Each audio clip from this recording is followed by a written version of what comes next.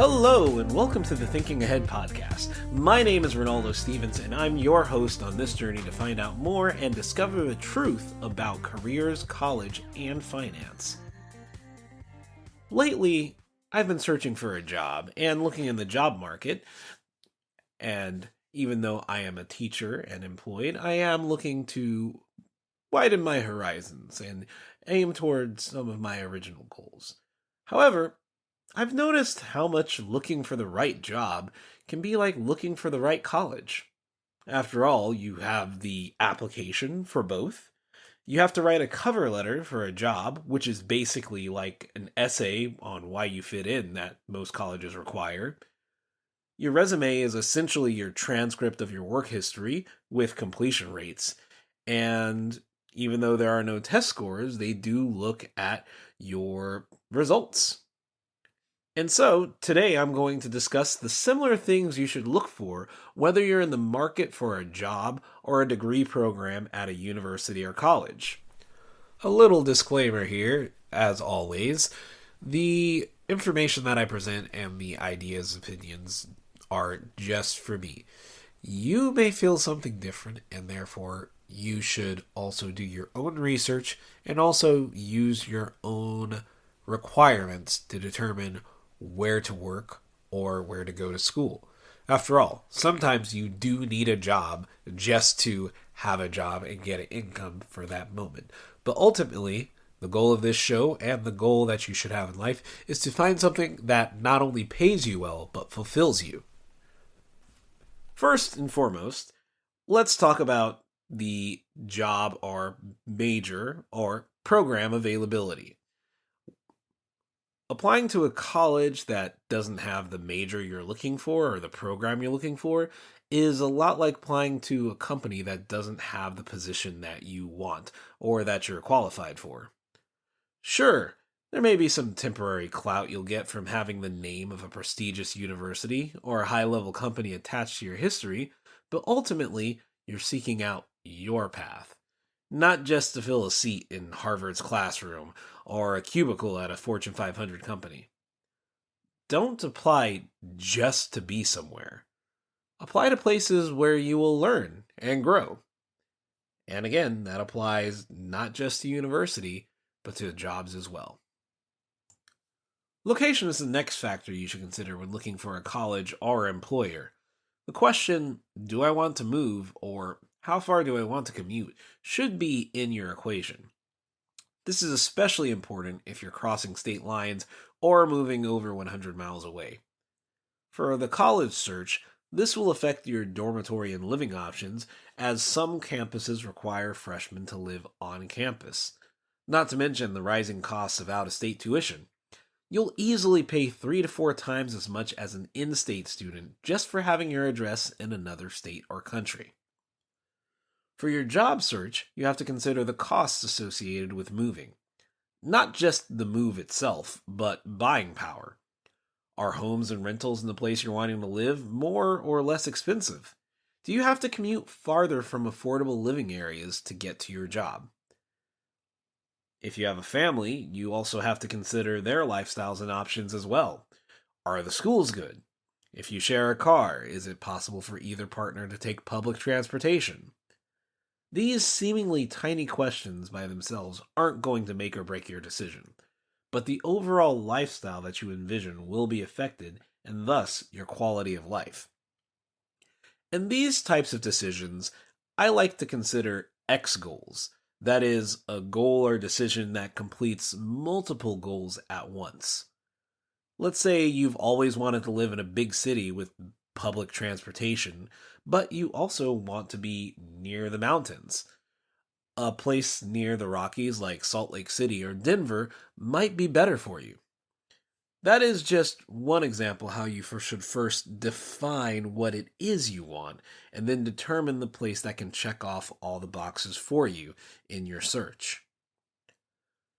If you're not planning on moving, then distance will also be something to consider. In other words, your commute. Whether you're talking about a job or college or university, the distance you have to travel from home to get to the place where you'll spend a majority of your working hours is a must for your consideration. If you live in a big city, then an hour commute is probably normal for you. But if you're used to suburban living, then anything over 30 minutes could be considered too far. In rural areas, there is not a real workaround to the distance problem, as you'll usually have a college or job that is part of the town center where everything is, and then everything else is at least a 25-minute or more drive away. The next thing to consider is the size of the company or university. You've probably heard of the analogy or saying, do you want to be a big fish in a tiny pond or a tiny fish in a big pond? But there are several other factors at work here. First, bigger schools and companies usually have notoriety. For companies specifically, size is supposed to be a testament to their success. Unfortunately, this has added to the globalist conglomerate attitude, and that is how you get American companies like Budweiser and AMC being owned by foreign entities. But I digress. For universities, size of the campus and student population is usually tied to their popularity. However, in some cases, it is tied to the surrounding city, and therefore access to education. Even so, it cannot be understated that when you go to a bigger company or attend a bigger college, you tend to be just another cog in the machine, or a brick in the wall, as Pink Floyd would like to say. That was a terrible British accent. Never let me do that again. A benefit of working at a small company is that usually, not always, but usually the company culture is based on partnerships in the office. You'll find more events, family outings, and you may even find more opportunities for promotion, as small companies tend to hire in-house and give unofficial responsibilities and titles. They kind of thrive on a, you know how to do this, so can you please do this and we'll pay you for it mentality. At smaller schools, you'll typically find better professor to student ratios, but not always. Let's be honest, art history is probably always going to be a big class for the 100 level. The guidance officer or career counselors will also usually have more time to see you and to cater to your needs since they don't have to serve such a large student body. The downsides of small companies may be that the singular work culture that they have doesn't quite gel with you. In small companies, they tend to hire people that think, and let's be honest, even look like them. It's part of human nature. Sometimes this can create a rift where you feel like you don't fit in, or that you are being personally attacked for certain ways of thinking. At big companies, there are typically cliques that form, much like the high school movies of yesteryear. Are you going to sit with the Valley Girls, nerds, or jocks? Though they typically stick to fantasy football in the office.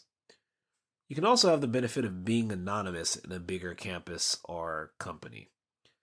That guy or girl in Cubicle 24 may just be the title you're looking for. Meanwhile, at university, the downsides of a smaller school is often less program offerings. Now, this isn't necessarily a bad thing, as sometimes universities offer every major just because they can. But at the same time, if you are trying to stay close to home, your local university may not have the program that aligns with your goals.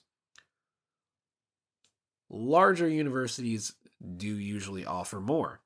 Now, that doesn't mean better, it just means that they'll have a few programs that are their meat and potatoes, but then they'll have other programs that are available just because.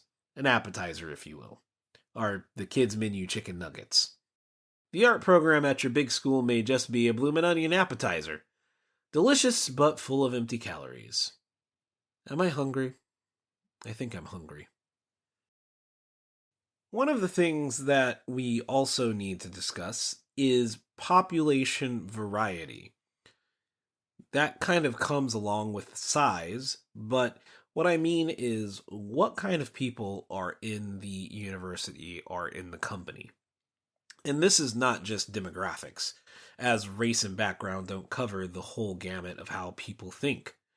Earlier, I mentioned workplace culture and cliques. At universities, you'll almost find every type of person that you can think of somewhere on campus. At big companies, this may be the same. However, at certain companies, you will find that they cater to very specific mindsets. Don't let this stop you from participating. You'd be surprised at how many computer programmers are what people would think are nerds, love sports. And that Wall Street trader probably watches more anime than either of us in his spare time. As much as we should try and as much as we try to separate work and our personal life to some extent, there's going to be some bleed over.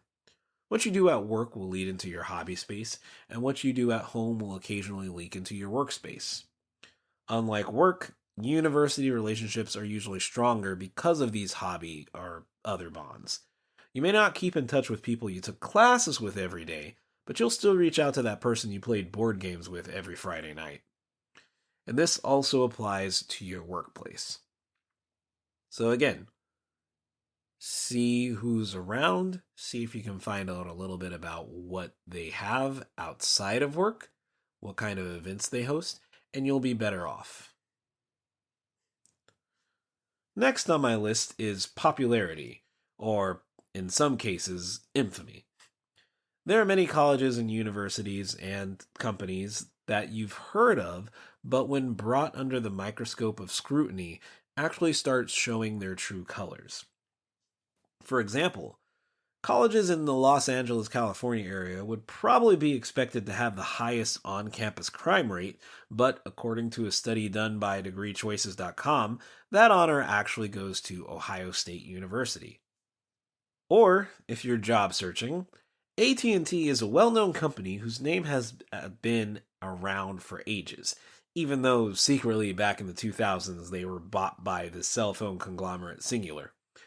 However, AT&T now is notorious for treating their call center workers as second-tier employees and giving little warning to those employees when they are closing call centers or planning on outsourcing jobs.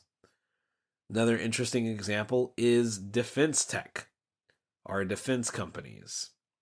If you plan to work with a defense technology company, don't be surprised if your bosses are selling to countries that don't necessarily align with the US's goals. Another dangerous trend to watch out with companies and their popularity or infamy is how many new tech companies that deal with trading crypto. What I'm trying to say is just because something is famous doesn't mean it's good. Looking at this from a college standpoint, you have to consider the fact that just because it's a popular school doesn't mean you'll automatically graduate or have a better chance of having a great career. Malcolm Gladwell did a talk with Google Zeitgeist about how the graduation rates among schools doesn't depend so much on your SAT or ACT score or even what school you go to. It mostly depends on your relative ranking, that is, how well you do compared to those around you. He used data from Harvard and Hartwick colleges to show that the top third from both institutions graduated at similar rates for STEM degrees, even though the top third from Hartwick had significantly lower SAT scores than the lowest third from Harvard. And this actually ties into one of my next points: competitiveness, both internal and external. The competition of schools and companies searching for top candidates is no secret. Colleges scout high school students from academic and sports as early as freshman year, and depending on the high school teachers around, they may get the promotions at any time during their career. Fun fact, if you participate in a college-sponsored camp in elementary or middle school, they'll hang on to your contact information to send you something. They plant those seeds early. Employee headhunters don't start so early, but college career fairs are one of the ways that companies will look for top-tier entry-level workers. I think the funny thing about universities competing against each other is that we get to literally see them face off against each other in football games and other sports games, but to the presidents that run these colleges, the success of the athletics program is actually vying for students in the future. Some programs at schools around the nation tie their student enrollment success directly to the success of the football program. It goes that deep. An even more critical level of competition is the internal competition, or person versus person within a university or college, or the workplace. In the undergraduate years of college, this may look like somebody trying to one up everybody by having the highest test scores.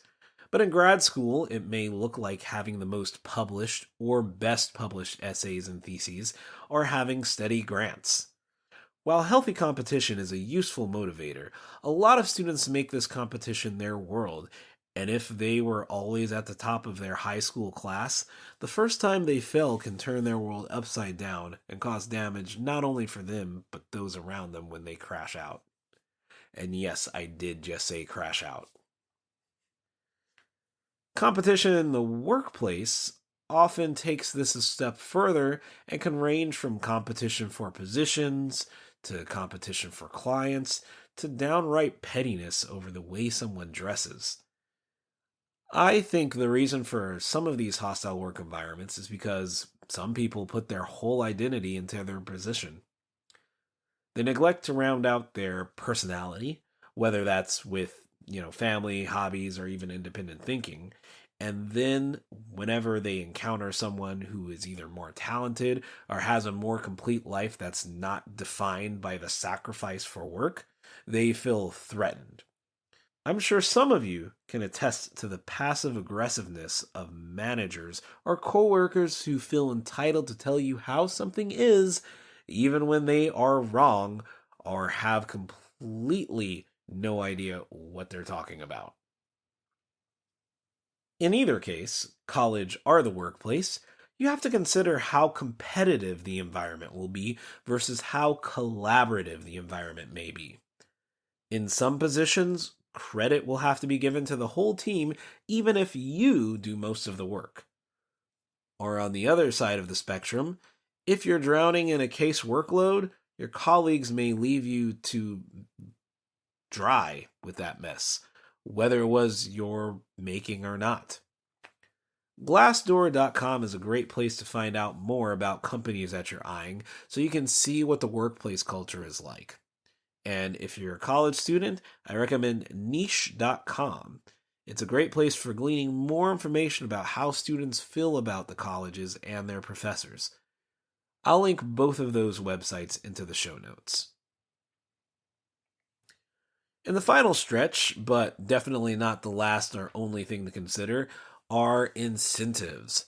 That is, colleges and companies that put out benefits or incentives to try to pull people in. This kind of ties into the company competitiveness that we were talking about earlier, but it is also part of an appearance of a better culture. So you'll have fancy break rooms and the like for companies. That's pretty big right now. And I have heard of video game companies that promote how interactive and cool their workplaces are, with workers being able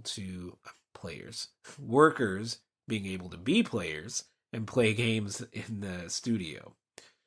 On the other hand, these companies also like to hide the fact that they have 70-hour work weeks during their crunch weeks, and surprise, every week is crunch week, so good luck trying to get to the break room during that time. That said, job incentives and benefits, or college incentives and benefits, are an extremely important factor in choosing where to be. For the college-minded, one of the biggest incentives you should look for is financial aid. How much of your schooling is the school going to help you pay for? Many students can be thrown off by looking at a school's listed tuition price, but forget to take into account the fact that most schools, especially if you're a high performing student, will find a way to either give you grants or scholarships or find ways to discount the tuition. And that's even without taking student loans. Furthermore, you'll want to see what types of support they offer the student body. One of the big pulls at many universities is what campus life is like outside of the classroom. Some of the nicest and most state of the art fitness centers are on university campuses for this reason. Personally, one of my favorite parts of UCF was that they had an on site clinic for students to visit that gave affordable and timely health care to those enrolled, and it was speedy, low level way to get yourself seen. When it comes to work, you'll want to look for incentives and benefits besides those that are direct deposited into your bank account. In other words, something besides money. Healthcare in America is always one of the most talked about considerations when looking for a job, simply because it is one of the highest costs of living, whether you're talking about a one time accident that you pay for out of pocket or the cost of insurance. If your job offers insurance, chances are it will be better than anything you can get on your own. Definitely take that into consideration when choosing a job. Another incentive for work is time off. When you're young, time off is not as valuable as you take advantage of the fact that school has a set calendar year where you get time off, and usually, even if you miss a date, you can make up the work. For the working adult, however, taking time off outside of the holiday season, depending on your industry, and other major holidays is a short lived and just short in general time that you get. 2 weeks off is the American vacation standard. But some company work cultures include the federal holidays in that. So you really only get about maybe 7 days of maybe paid vacation. One of the best questions to ask when you're interviewing for a new position is how they treat sick days. Does it count against you in a point system? Does it take a vacation day? Are they separate from vacation days? The variations of this are far and wide, so it's best to ask questions and do research. A major but oft forgotten by the young incentive is that of savings and retirement options. Obviously, this does not apply to universities, but for those work minded of us, 401ks or some other savings plan is something that I would argue is a must. However, if your paycheck is balanced out enough that you can comfortably take out 5% of your own pay and put it into an IRA or mutual fund, then you don't have to die on that hill. I will say, however, that if your workplace offers company matching to a certain percentage, then utilize that. It is literally leaving money on the table if you don't. The last thing I'm going to touch on is something most of us would rather not think about, but it's actually an important factor in the end, and that is the exit strategy. What do we do if the university or job that we've decided on isn't the right one? What if it turns out that the CEO spent all of the hedge fund investing in an always online juicer that nobody bought, and the board is demanding, a change?